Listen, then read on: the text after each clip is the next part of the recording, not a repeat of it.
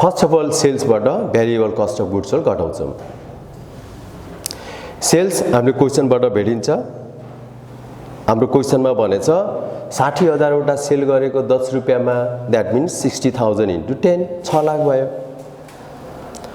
अब भेरिएबल त्यही पनि म्यानुफ्याक्चरिङ सामान बनाउँदाखेरिको भेरिएबल खर्चहरू हाल्छौँ।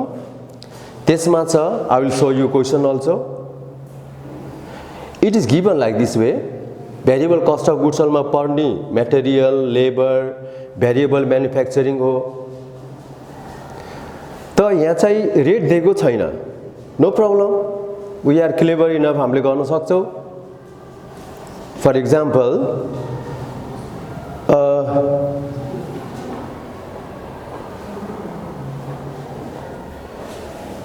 डाइरेक्ट लेबर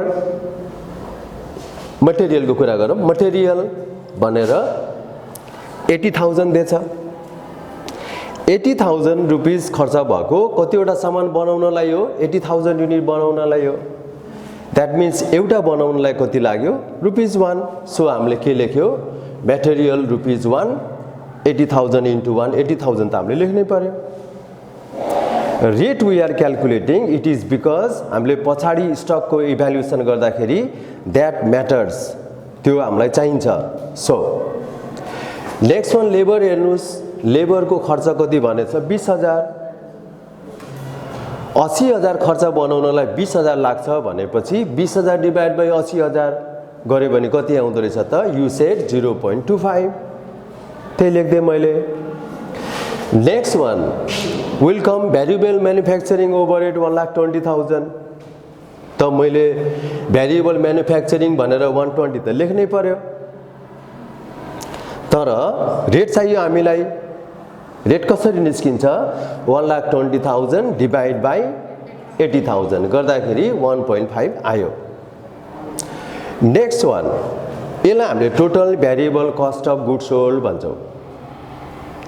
अब यसमा आउँछ ओपनिङ स्टक घटाउने हो। क्वेसनमा ओपनिङ स्टकको बारेमा केही भनेको छैन।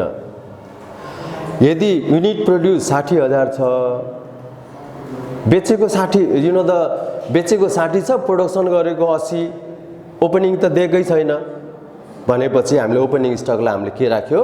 नील राख्यो। तर हजुरलाई बुझाउनलाई भनेर मैले रेट लेखेँ। रेट कसरी आयो? 2.75। त यो 1, यो 0.25, यो 1.5 गर्दाखेरि टोटल 2.75 आयो। त्यो मैले लेखेर छोडेँ। ओके, अब लेस क्लोजिङ स्टक निकालौँ। यो त कमन सेन्स जसले पनि बुझ्ने कुरा हो।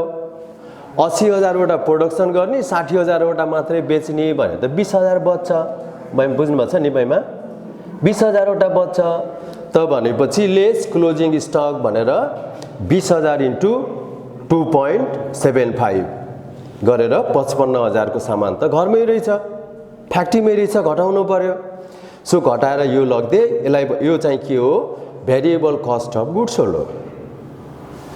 यसबाट 6 लाखबाट यो घटाएपछि हाम्रो आयो ग्रस प्रफिट मार्जिन। यसलाई भन्नु त त्यही भन्छौँ, ग्रस प्रफिट मार्जिनै भन्छौँ। अब हाम्रो जान्छ ग्रस प्रफिट मार्जिन घटाइसके पछाडि नन म्यानुफ्याक्चरिङको कुरा आउँछ। नन म्यानुफ्याक्चरिङमा पनि सबभन्दा पहिला के हाल्ने? भेरिएबल हाल्ने, फिक्स्ड हाल्ने होइन, भेरिएबल हाल्ने। अब हामीले भेरिएबलमा चाहिँ भेरिएबल सेलिङ रहेछ। त भेरिएबल सेलिङ कति छ? 60,000। यसलाई हामीले निकाल्नु पर्ने भए निकाल्थ्यो, यहाँ जरुरी छैन।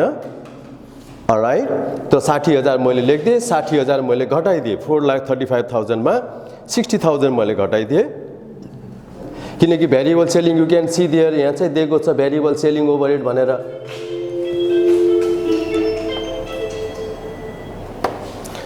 ओके, एन्ड अब आयो यो घटाएर जे आउँछ, ऊ हाँसिरहेछ।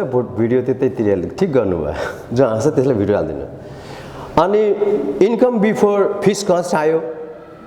फिक्स्ड कस्ट त घटाएकै छैन कुनै पनि। आइदर म्यानुफ्याक्चरिङ, नन म्यानुफ्याक्चरिङ घटाउने होइन रहेछ, होइन भेरिएबल कस्टिङमा। अब बल्ल आयो पालो कसको? Lace fixed cost. सबै फिक्स्ड कस्ट हालिदिने। अब फिक्स्ड कस्ट भनेर हामीलाई कसरी दिएछ? यसरी दिएछ, फिक्स ओभरहेड भनेर यो यो यो यो सबै दिएछ। तर वी आर क्लेभर इन, सबैलाई एउटैमा हाल्दैनौँ। कुनै चाहिँ म्यानुफ्याक्चरिङ हुन्छन्, कुनै चाहिँ नन म्यानुफ्याक्चरिङ हुन्छन्। सामान बनाउनसँग रिलेटेड भयो भने म्यानुफ्याक्चरिङ भनेपछि depreciation, factory rent, supervision, other factory overhead, यीहरू द म्यानुफ्याक्चरिङ ओभरहेड हो। त म्यानुफ्याक्चरिङ ओभरहेड भनेर 1,50,000 यो तीनटा जोडेर 1 2 3 4 वटा जोडेर र फेरि नन म्यानुफ्याक्चरिङ भनेर अनि other office overhead, salary, interest यो तीनटा जोडेर फेरि 60,000 चाहिँ हामीले के गर्यो नन म्यानुफ्याक्चरिङ भनेर घटाइदियो। जोडिनेलाई जोडेर यहाँ राख्यो, यसमा यो घटाइदियो। अब जे हाम्रो प्रफिट आयो त्यसलाई के भन्छौँ हामीले net income before tax. And let me tell you एउटा कुरा हजुरलाई यहाँ भन्नै पर्छ कि यो एब्जर्प्सन कस्टिङ जुन हामीले पढ्यौँ नि त्यो एक्सटर्नल पर्पजको लागि हुन्छ, अरूलाई देखाउनलाई। खासमा ऑथेन्टिक भनेको एब्जर्प्सन कस्टिङ हो, तर भेरिएबल कस्टिङ भनेको इन्टरनल पर्पजको लागि हो। त्यो भनेको ब्रेक इभन पोइन्ट, कतिसम्म सामान बेच्दाखेरि हामीलाई नाफा घाटा होला नहोला, कति बेच्यो भने फाइदा होला, त्यो हामीलाई भित्री एनालाइसिसको लागि हामीले भेरिएबल कस्टिङ गर्छौँ। ओके, अनि हजुरले देख्नुभयो होला एब्जर्प्सन कस्टिङ र भेरिएबल कस्टिङको एन्सर त एउटै छैन। किन त्यस्तो भयो क्वेसन हुनसक्छ, किन त्यस्तो भयो? That is because of the valuation of the closing स्टकको भ्यालुएसनको कारणले। किनकि एब्जर्प्सन कस्टिङमा भ्यालुएसन गर्दाखेरि रेटमा त्यो फिक्स कस्टको पनि रेट आउँथ्यो अलिकति, त्यही भएर अलिकति महँगो जस्तो देखिन्थ्यो। यता महँगो देखेपछि उतापट्टि चाहिँ प्रफिट धेरै हुने भयो, अन्डरस्ट्यान्ड। तर यहाँ चाहिँ के देखिन्छ भेरिएबल कस्टिङमा त खालि भेरिएबल मात्रै हाल्ने हो, त सामानहरूको त्यो भ्यालुएसन गर्दाखेरि थोरै पर्ने भयो यसको खर्चा, understand or not? That is why you know the net income of the these two, although both are income statement, that is why this net income of the absorption costing and variable costing differ.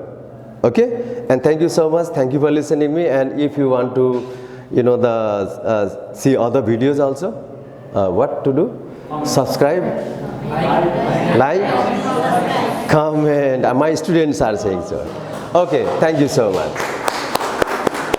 Okay, once again give big hand, and your also photo should be there.